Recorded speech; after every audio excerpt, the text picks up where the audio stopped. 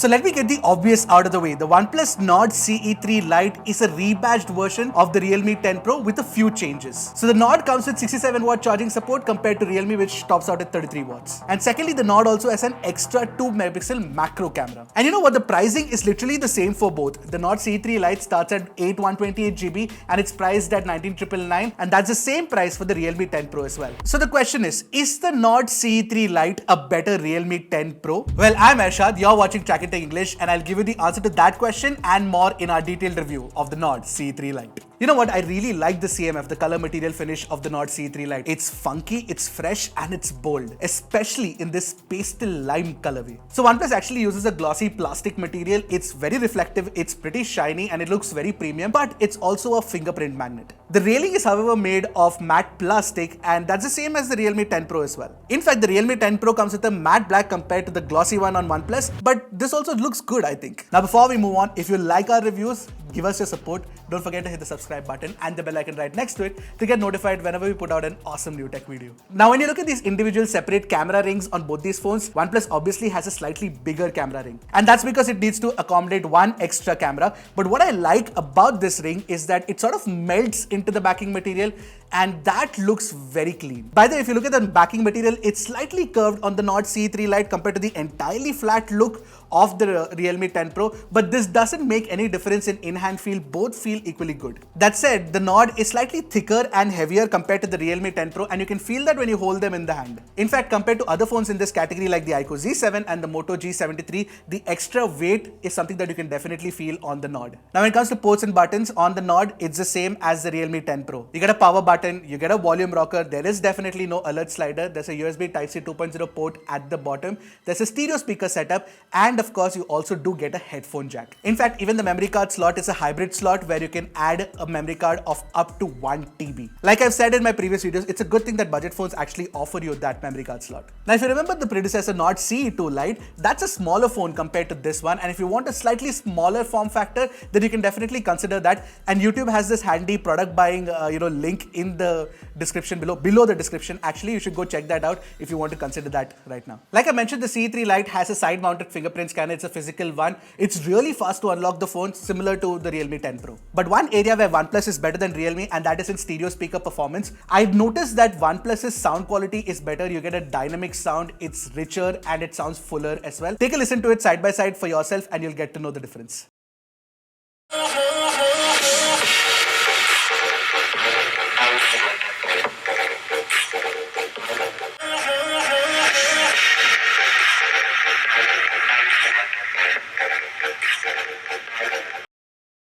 Now, the reason why the Nord CE3 Lite is a big phone is because it's got a bigger display. It's a 6.72-inch IPS LCD display. Now, this LCD display has a refresh rate of 120Hz and a touch sampling rate of 240Hz as well.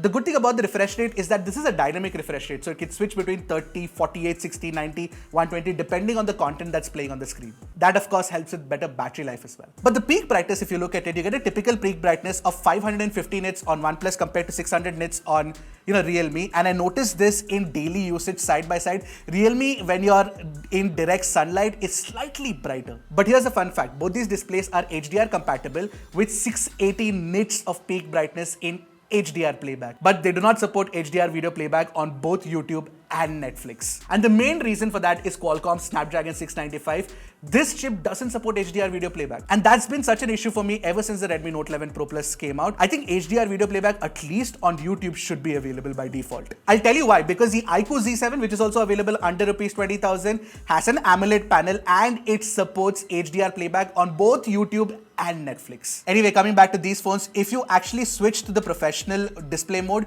you do get decent color accuracy as well because you get Display P3 support too. Now, if you're wondering about haptic feedback, well, it's soft. It's not that great. Alright, camera time. OnePlus is making a big deal about the fact that this is the first Nord phone with a 108 megapixel camera, which is the Samsung HM6 sensor, but this is a budget sensor. Just remember that. It's the same sensor that was used by the Realme 10 Pro as well. And apart from that, you get a 2MP depth camera, which is also there on the Realme, but you get an extra 2MP macro camera. And of course, on the front, you have that 16 megapixel selfie camera. So I did take a few pictures with both the phones, and with the primary camera, the details are slightly sharper on OnePlus. And when you look at the color science, Realme just oversaturates way too much compared to OnePlus, which keeps it closer to natural. Take a look at this picture, for example. The red of the car, the greens and the blues in the background are very well reproduced by OnePlus compared to Realme. In fact, even HDR performance with the primary camera is slightly better on OnePlus compared to Realme because it keeps it slightly more natural. In fact, if you're shooting friends and family with these phones, sharpness levels are same on both, but you will notice OnePlus has far better skin tone compared to Realme, because Realme makes it too oversaturated and garish. In portraits though, the color science goes for a toss on OnePlus because you get a desaturated look which doesn't look appealing at all. Anyway, if you're looking at portraits purely for portrait edge detection and bokeh drop off, OnePlus is better than Realme for me. I did take low light shots using both these phones, and what I noticed is that sometimes Realme does it better, sometimes OnePlus does it better. It's almost evenly matched. Overall though, when you look at the tuning of the 108 megapixel Samsung HM6 sensor, OnePlus has done it better than Realme. Alright, coming to selfies, when you look at them, they're slightly sharper on OnePlus compared to Realme. But the skin tones are off on both. OnePlus makes it too red and Realme is completely weird. However, when you shoot portrait selfies, the skin tones become better on OnePlus, and even the portrait selfies look better compared to Realme. HDR selfies are pretty terrible on both. They're extremely bloom heavy. On the contrary, in low light selfies, it's a clear win for OnePlus. Now, while OnePlus did win the primary camera round, it also wins the selfie camera round. Additionally, you do have that 2 megapixel macro camera on OnePlus. Now, I did try shooting pictures with it. It's not that great, but it's an extra option to have. The other problem with Snapdragon 695 is that you can only shoot up to 1080p 30 FPS videos using the rear camera. But when you compare the 1080p samples right next to each other, clearly OnePlus is winning this. You get a natural color reproduction, the dynamic range performance is better, and the sound recording is just way superior. By the way, both these phones also offer electronic image stabilization, which is equally matched. Let me know what you guys think of the image quality, the image stabilization and the sound recording. It's kind of bright at the moment. Let me know what you guys think of the image quality, the image stabilization and the sound recording. It's kind of bright at the moment. Now, if you're shooting videos using the front camera, they top out at 1080p 30 FPS, but without electronic image stabilization. And again, OnePlus's sound recording quality and the skin tones and the kind of dynamic range that it achieves is definitely better than Realme. 1080p 30 FPS video recording using the front camera of the Realme 10 Pro and the OnePlus Nord CE3 Lite. 1080p 30 FPS video recording using the front camera of the Realme 10 Pro and the OnePlus Nord CE3 Lite. So overall, OnePlus has a better set of cameras compared to Realme for me. Having said that, do you guys want a comparison of the OnePlus cameras against any other phone in this price category? Something like the Moto G73 or the iQOO Z7? Let me know in the comment section below.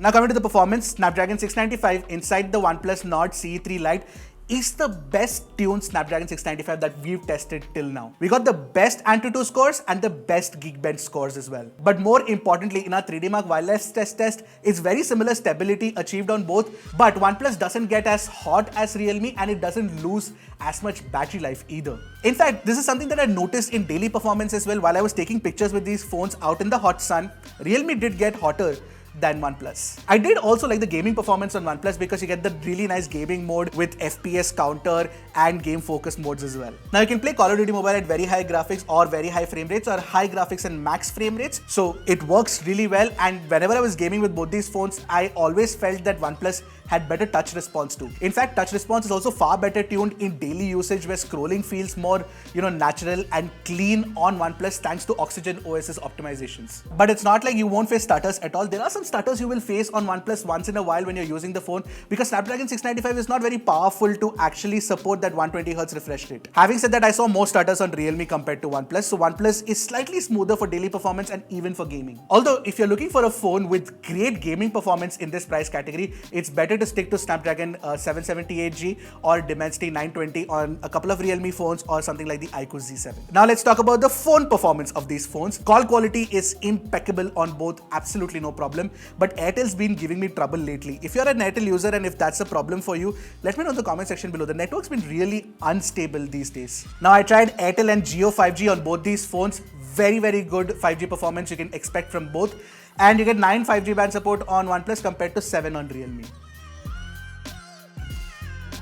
Alright, talking about battery, same 5000 mAh battery inside both these phones, and battery life is actually equally matched. What I noticed is 8 to 10 hours of screen on time on my very heavy usage or 1.5 days of usage. And if you're frugal with your usage and you don't use your phone much, 2 days of usage is easily possible. But OnePlus has that ace up its sleeve, no pun intended. You get 67-watt charger, superwook charger inside the box, and it can charge your phone from 0 to 100 in under 40 minutes, actually 37 to 38 minutes. Whereas Realme takes about 1 hour, 5 minutes, 1 hour, 10 minutes to charge from 0 to 100.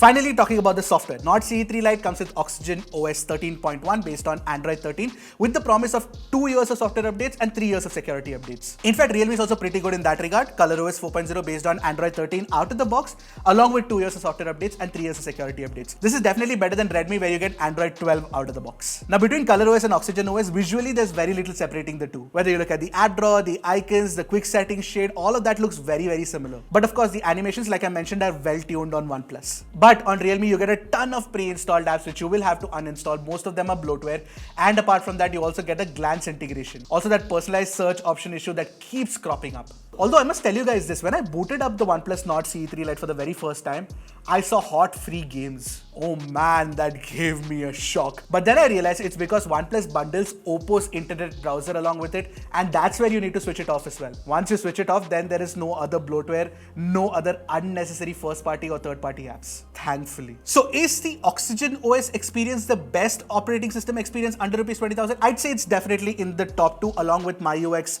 of Motorola, which is very close to stock Android. So the conclusion is pretty easy for me. The OnePlus Nord CE3 Lite is a better phone than the Realme 10 Pro. I like the design better, that's subjective of course, but the performance is better too, the software experience is better, battery charging speeds are faster, and you also get a better camera performance along with an extra camera too. What more could you ask for? Which makes me wonder, how did Realme lose the way so easily? Realme and Xiaomi were supposed to make phones that undercut OnePlus, but at the moment, compared to the Realme 10 Pro, the Nord CE3 Lite is better and at the same price. And here's an interesting fact. Last year, the best-selling 5G phone in India under Rs 20,000 was the Nord CE2 Lite. Not a Xiaomi Redmi Note, not a Realme Number series phone. That is shocking. The Indian smartphone market is completely different from what it was a couple of years ago. So I like the Nord CE3 Lite. I like what OnePlus has done with it. It's not too much of a departure from the Nord CE2 Lite, but all the small changes make a lot of difference. I'm going to recommend it to a lot of folks who want a good phone under Rs 20,000, and it's easy to recommend a OnePlus phone, honestly. But is this the best phone under Rs 20,000? I doubt that. There are some really good phones like the iQOO Z7 and the Moto G73. Coming to which, do you guys want a full comparison between those 3 phones? Let me know in the comment section below. Alright, what do you guys think of this phone? Do you like it? Do you not like it?